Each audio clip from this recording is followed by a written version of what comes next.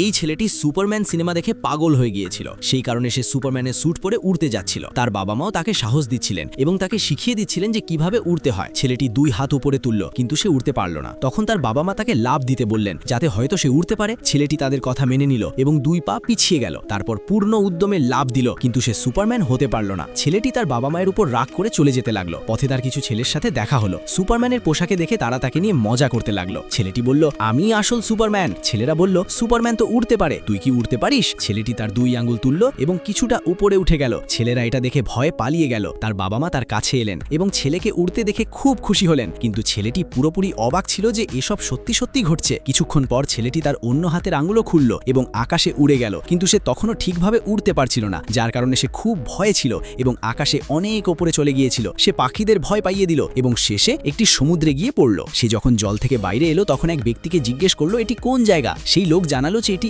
Africa.